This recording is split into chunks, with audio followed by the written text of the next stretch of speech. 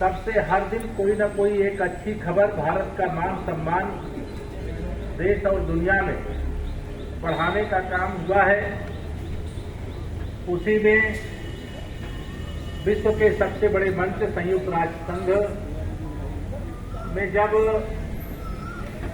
वसुधैव कुटुंबकम यानी पूरे विश्व को अपना परिवार मानने वाले भारत की संस्कृति, भारत की शिक्षा का जब आह्वान हमारे प्रधानमंत्री जी ने संयुक्त राष्ट्र संघ में किया तो पूरी दुनिया ने 21 जून को विश्व योग दिवस के रूप में मनाने की सहमति दी।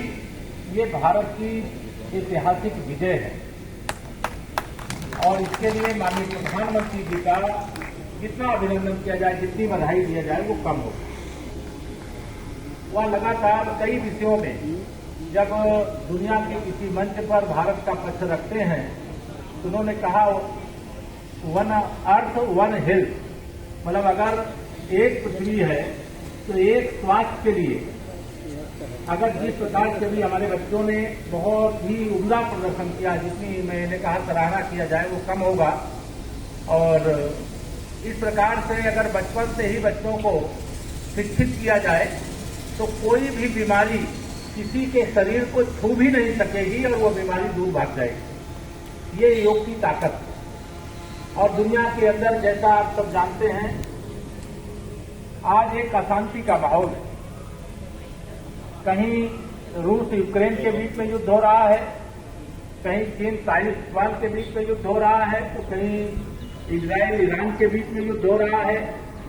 अभी भारत को भी पीटना पड़ा था पाकिस्तान को, आप सब जानते हैं, क्योंकि ऐसी परिस्थितियां आती हैं दुनिया में। लेकिन भारत ने बड़े ताकत के साथ और जब पाकिस्तान गिड़गिड़ाया तो आप सब जानते हैं यहाँ देश में जो बहुत घटिया राजनीति करने वाले विपक्षी दल के लोग हैं, उन लोगों ने कहा मोदी जी ने अमेरिकी राष्ट्रपति के कहने से मतलब युद्ध विराम कर लिया।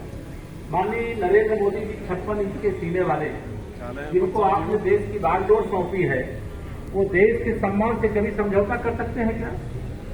उन्होंने पाकिस्तान को और पाकिस्तान में करने वाले आतंकवादियों को जिस भाषा में समझना था उस भाषा में समझा करके, भारत की ताकत दिखा करके, आतंकवादियों को समूल नाश करके ये बता दिया कि हम किसी को छेड़ेंगे नहीं, लेकिन अगर हमें कोई छेड़ेगा तो उसको हम छोड़ेंगे नहीं।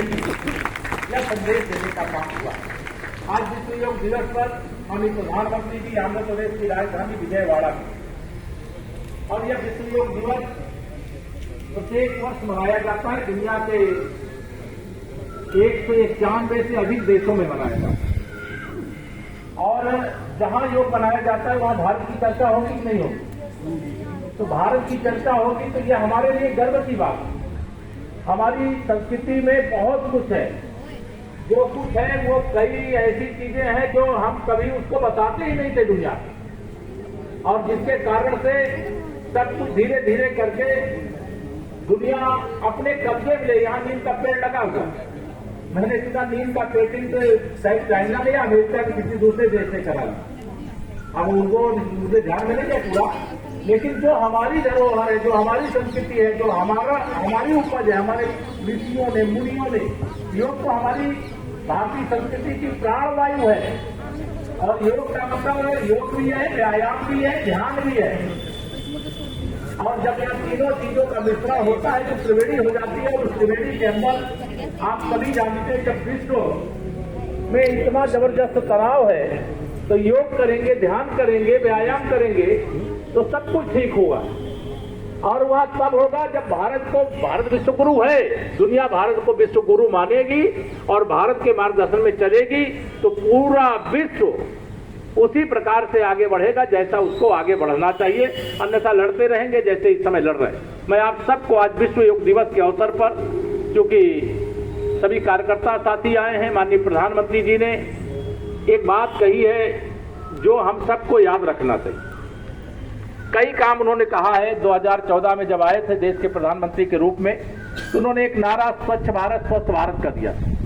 तो हम स्वच्छ भारत कब होगा? जब स्वच्छ गाजियाबाद होगा, जब स्वच्छ उत्तर प्रदेश होगा तो स्वच्छ हमारा देश भी होगा। और स्वस्थ कब होगा? जब गंदगी नहीं रहेगी तो हम स्वस्थ भी रहेंगे। योग करेंगे तब हम स्वस्थ भी रहेंगे। तो एक स्वच्छता को लेकर के बहुत बड़ा संदेश दिया और स्वयं स्वच्छता के काम को माननीय प्रधानमंत्री जी ने शुरू किया था। दूसरा, उन्होंने कहा था कि इस देश के अंदर बहुत राजनीतिक इच्छा शक्ति के अभाव में जो सत्ता की केवल मलाई काटने के लिए बैठे, चाहे देश के चाहे प्रदेश की राजनीति में, उन लोगों ने कभी ना तो वर्तमान पीढ़ी की चिंता की, ना आने वाली पीढ़ी की चिंता की।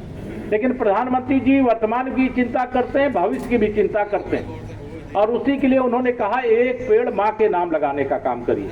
मैं धन्यवाद देता हूं मयंक गोयल जी को, जो उन्होंने आज यहाँ एक वृक्ष भी लगवाने का काम, हम सब लोग जनप्रतिनिधि भी, पार्टी के पदाधिकारी भी, सब लोग मिल करके यहाँ पर एक वटवृक्ष आगे जो आज लगाया गया वो बनेगा, ऐसा हम उम्मीद रखते हैं। तो एक पेड़ माँ के नाम लगाने का माननीय प्रधानमंत्री जी ने आह्वान किया।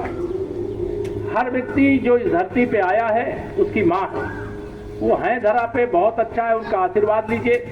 और जैसे माँ की चिंता करते हैं उसे उस वृक्ष को लगाने के बाद माँ के नाम लगे हुए पेड़ की भी चिंता करिए, पेड़ को लगाइए और ऐसा हरा भरा बनाइए कि आने वाली पीढ़ियों के लिए वो हरियाली कायम रहे।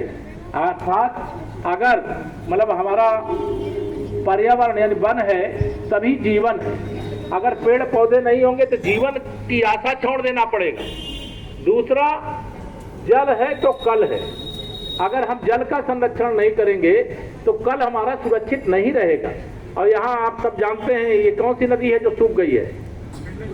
हिंडन नदी। अब हिंडन नदी कभी कितना प्रवाह रहा होगा, जो वरिष्ठ लोग हैं वो सब ध्यान में होगा, लेकिन आज हिंडन की तरह उत्तर प्रदेश और देश की बहुत सारी नदियां जो विलुप्त हो गई, आज वह पुनर्जीवित करने का काम माननीय प्रधानमंत्री श्री नरेंद्र मोदी जी के विजनरी नेतृत्व के कारण संभव हुआ है। और मैं आप सबका आह्वान यही करूंगा कि हिंडन नदी भी उसी प्रकार से पुनर्जीवित करने के लिए सरकार का खजाना खुला हुआ, सरकार का सहयोग मिलेगा।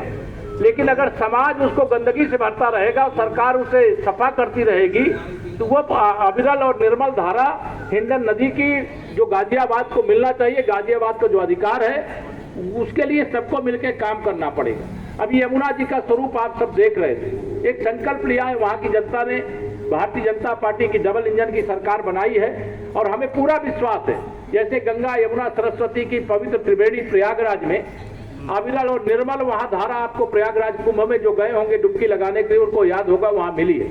आने वाले समय में यमुना जी में भी वही धारा मिलेगी, दिल्ली में भी मिलेगी, वही मथुरा और वृंदावन में भी मिलेगी, वही आगरा में भी मिलेगी, वह प्रयाग तक पहुंचेगी।